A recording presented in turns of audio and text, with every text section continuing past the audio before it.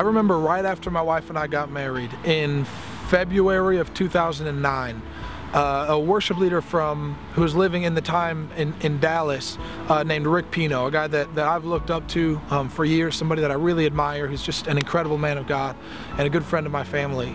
He came out to a For Today show, and he began to prophesy to us after the show. He said, as you were playing, I just began to see in the Spirit a number of things, and he actually sent it to us in an email that we all still have today.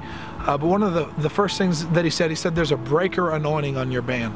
And what that means is that no matter what is going on in the atmosphere, no matter what is going on in the culture or in a room, when you guys step on stage, you immediately break through and introduce the atmosphere of heaven, or the culture of heaven.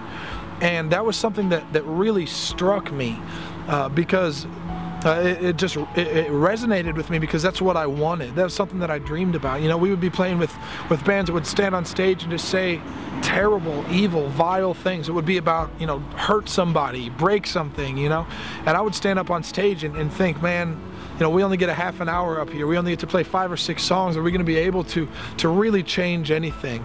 And you know, the whole idea of there being a breaker anointing on our band, or a breaker spirit that we possess, was something that really resonated with me, and something that I think really helped to identify our band as individuals and as a group.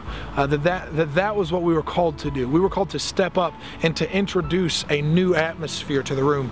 And you know, over the years I've had dozens of people, maybe even hundreds of people come up and say, you know, I'm not a Christian, but when you guys play, there's something different that I feel. I feel something different listening to your music, or I feel something different when your band gets on stage than when any other band gets on stage. And that's what that is. You know, every time it kind of makes me laugh, because I know what that is. It's that breaker anointing, that breaker spirit that Rick Pino was talking about. And that's something that has identified our band over the years, and naming our third album Breaker was kind of intentional. It was the next step in that identification of us as a group and as a ministry, and something that we really took ownership of, I think, on that album.